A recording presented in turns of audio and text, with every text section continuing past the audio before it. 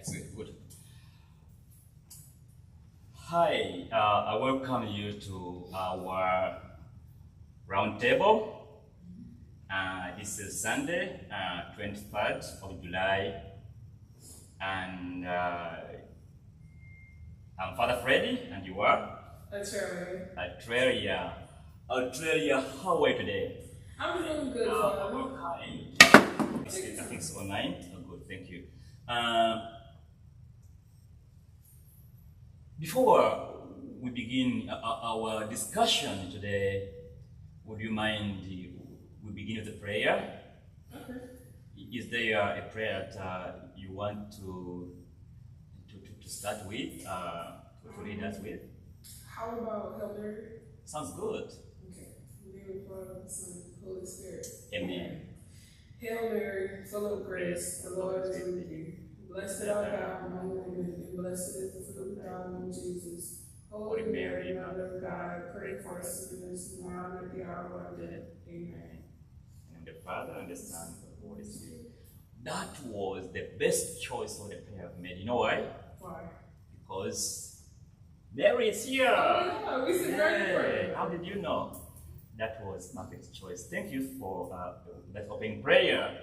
And so today, why are we here? What brings you here today? Which topic are you going to discuss with us today? We are going to be talking about the importance of social life as a young individual. As a young individual, thank you. And I guess many of the parishioners, younger people like you, they should be excited that you are here and sharing your experience, the importance of social life as a young person. Do you want us to begin to discuss about the topic? Yes. So if I were to ask you, what is the importance of social life as a young person, you in particular, but also to someone who is watching us and interested to know or how to consider social life to be important. So, what is important for you? Well, there's this proverb, right? And it goes, an idle mind is the devil's workshop. Yes. Meaning that when the mind is idle, you're letting the devil take over and you'll begin to have negative thoughts and wanting to do negative things towards others. So when you're at home just sitting around doing like nothing, the devil will start to begin to come into your mind and start to take over and lead you into doing bad things. I like that proverb. We've been learning about all the proverbs. So, did you say an idle mind is a devil's workshop? Yes, I did. That is beautiful. And so, why do you use that proverb in connection to our discussion today, the importance of social life? Where is the connection between idle mind and social life? Well, for example, the first point would be learning. Yes. Learning with others and also with yourself. Meaning that when you're in school or when you're at home just like, with your family, y'all are having talks, you're learning from them because they're like older than you. And some things that you may not have known, you can ask your parents or your older friends about anything that, you would want to know so you can learn more and develop from that and get a clearer understanding of things.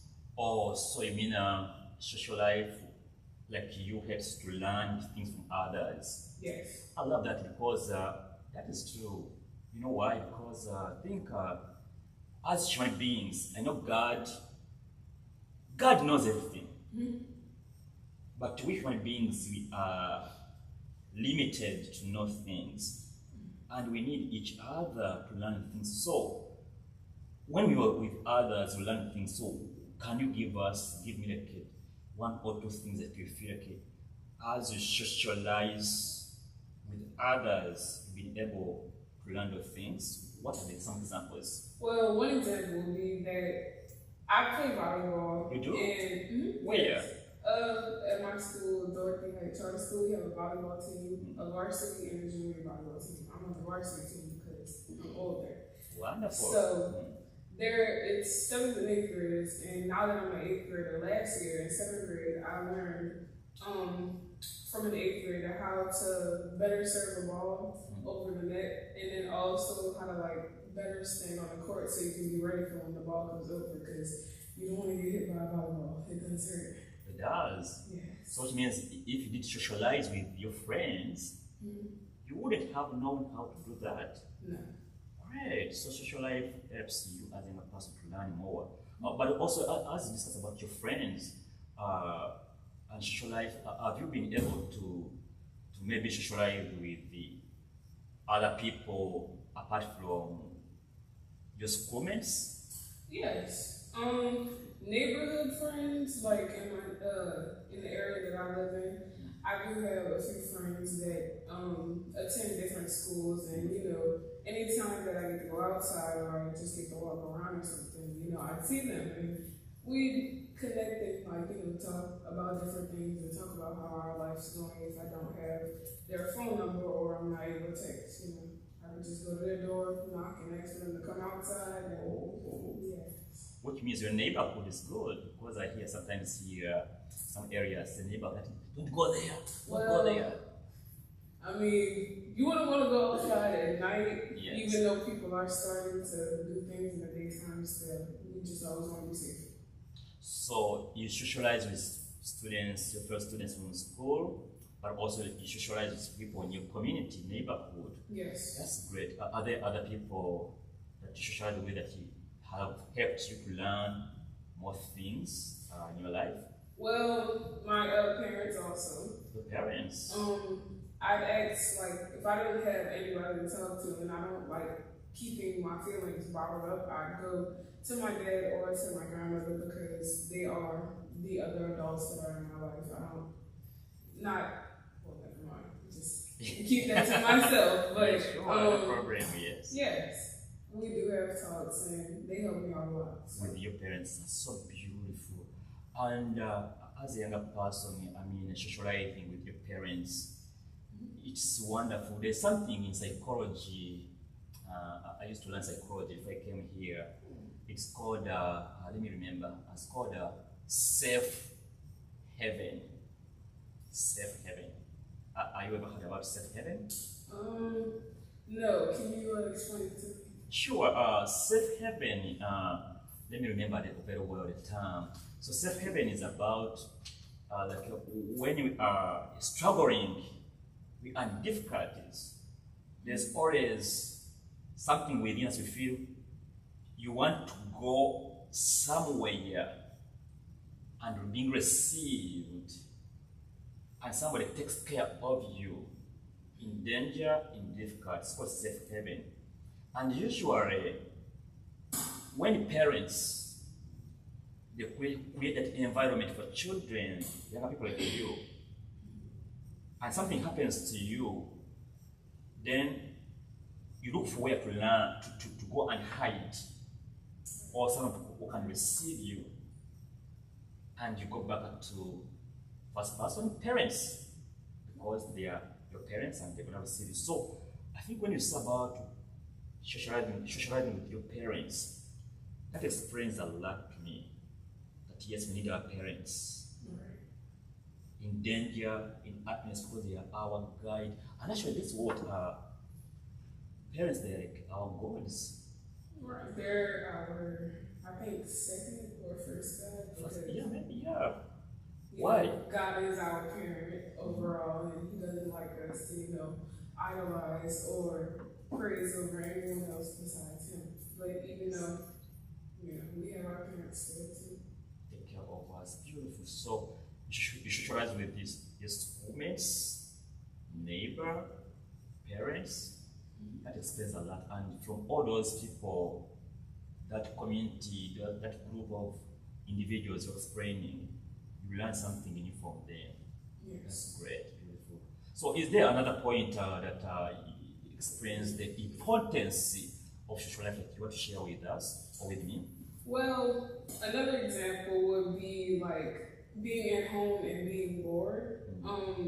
You wouldn't want to, you get bored off of little things, like maybe not having your phone around, or maybe you being home alone and not having anything to do per se. you would want to, like, if you're always bored all the time and there's literally nothing else that you could be doing, and you're like staying in your room, staying away from your parents and staying like to yourself, then you know the devil would think, oh, this is a good time for me to just go ahead and come in to that person's mind and you know decide to have them thinking like negatively, like towards others, towards myself, like or towards anything at all. Because it's like you wouldn't want to just get up and go ahead and like just start doing anything because you know the devil's in you. Like he wouldn't. It'd take a second for him to come out because you know he wouldn't want you praising God, going to church, or doing anything of that nature. So that does I feel like that is a good way for for having like an idle mind, having the devil in you. But you wouldn't want to be at home bored. You just want to, you know, maintain yourself and make sure you're always doing something. Wonderful. So, social life for you helps to avoid boredom. Yes. That is very, very important. Which means there are people there, young people like you, who are living a boredom life because they can't socialize, right? Yes. Not all kids or not any of my friends that I know have a phone, so you know, some of them like to like draw and do any kind of like artwork or anything, or maybe just sit around with their parents or something. But yeah, so that's how like they would, you know, stay active, and I've learned that from them because when I put my mind to something, yes, like that'll make me do better. Because normally I like to draw or I like to try, but it's not like as good because then I just give up and get on my phone and do something else. But yes. So in your life as a young person, you try to make yourself busy, not get bored by socializing. You mentioned about church. Yes. So you like church. I know you always come here. You are not a server. You always you come for video mass on Saturdays. Yes, 5 If I would ask you, sorry to divert you from your discussion, how long have you been in this church? Can you remember when you've been here since then? When? I think it's going on about 8 years now. Because my grandmother has kept me in church, and also she tried to keep my brother in church.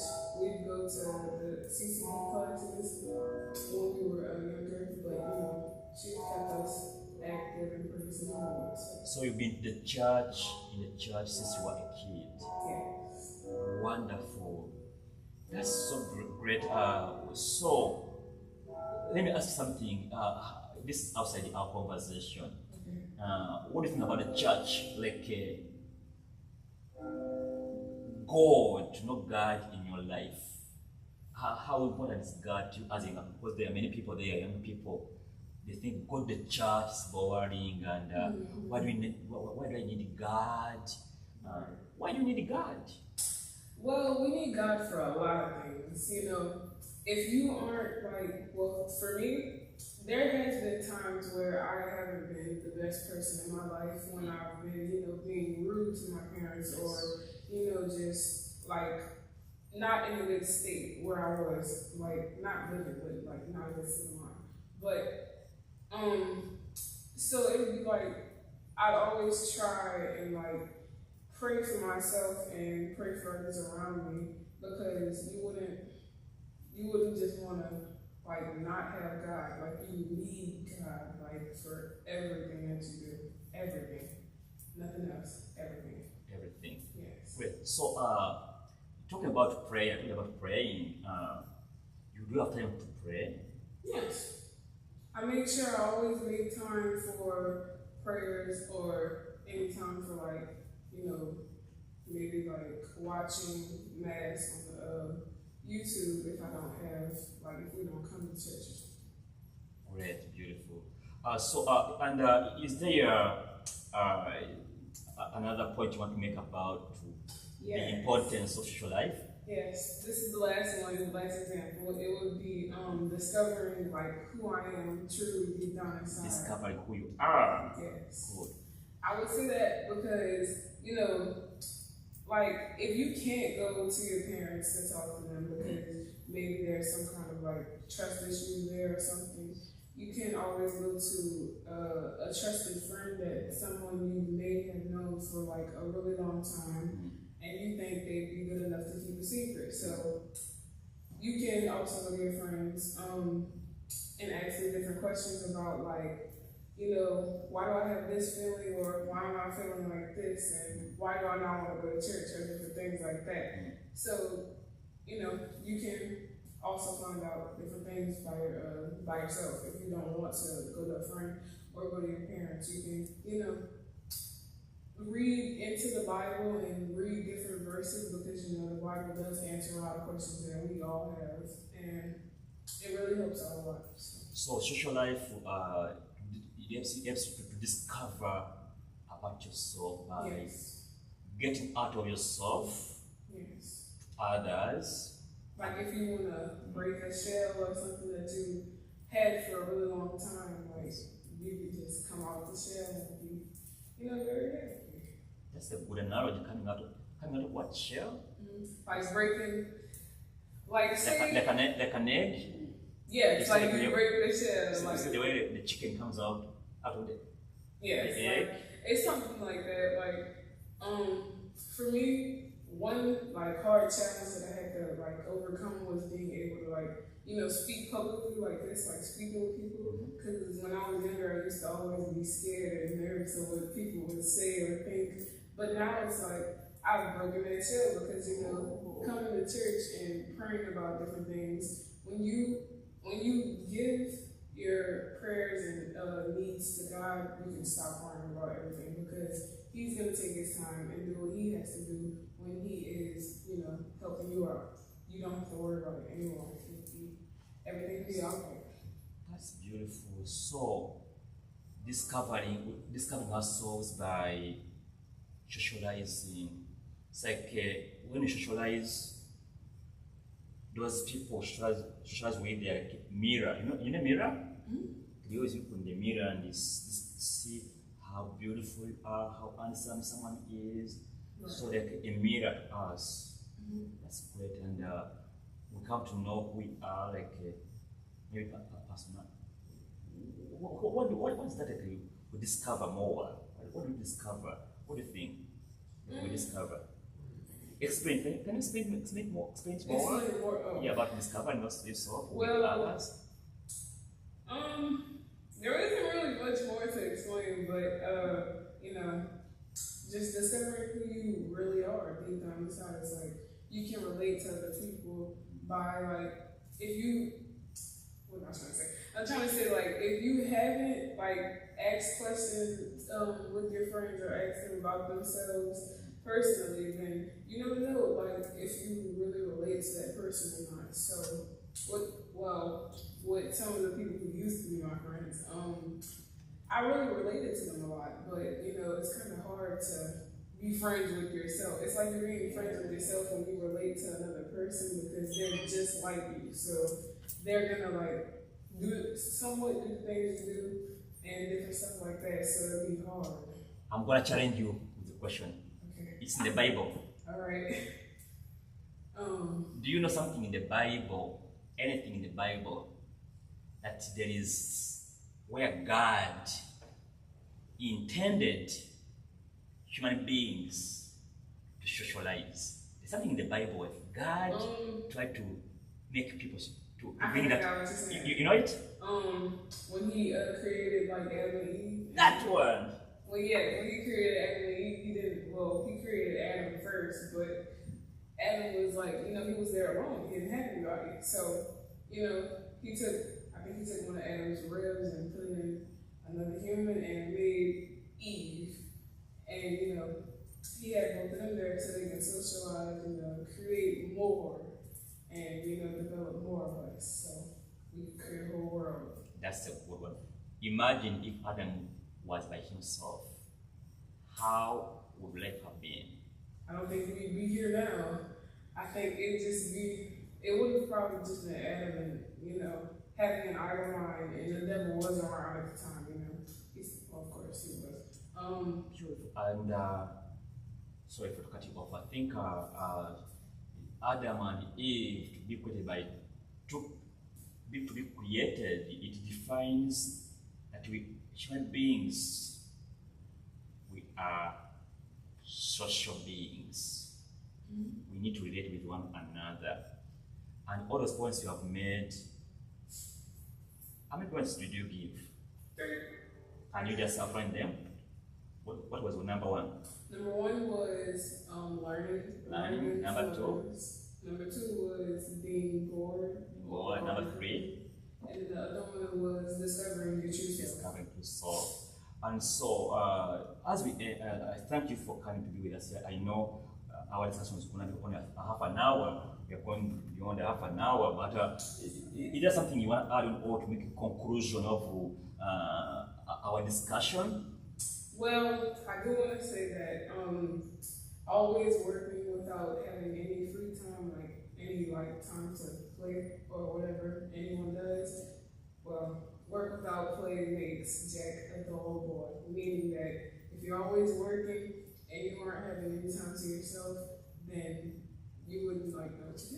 Can I hear it again? What you said? Work without play? Work without play makes Jack a dull boy. Work without play makes Jack a dull boy. That's a good way to summarize this discussion. Otherwise, you were saying when we work hard, we need that time to be free and do our social life. Wonderful. So Atraylia, I thank you for coming here to this afternoon to discuss with us the importance of social life, and thanks to Mimi. Thanks to Mimi for being here today. Why do you call your grandma Mimi? Why? I call her Mimi because she doesn't like the words grandma or mom because she doesn't like seeming like older than what she is. So we call her Mimi. Mimi. Yeah, so thanks to my Mimi and for your parents for allowing to be here with us. And the church is proud of you. And I look forward to see you one day in the future on our round table. You'll be the first one. First one. I feel great. I want to come back again. This is nice. Thank you. We'll be happy to host you again. And let's end our discussion with a prayer. Is there another prayer that you want to suggest that you want to end with? Our Father. Sounds good. Okay. In the name of the Father, the Son, and the Holy Spirit. Amen. Our Father, who art in heaven, hallowed be thy name. Thy kingdom come, thy will be done on earth as it is in heaven. Give us this day our daily bread, and forgive us our trespasses, as we forgive those who trespass against us. And lead us not into temptation, but deliver us from evil. Amen. And the Father, and the Son, and the Holy Spirit. Amen. Atraylia, God bless you and have a nice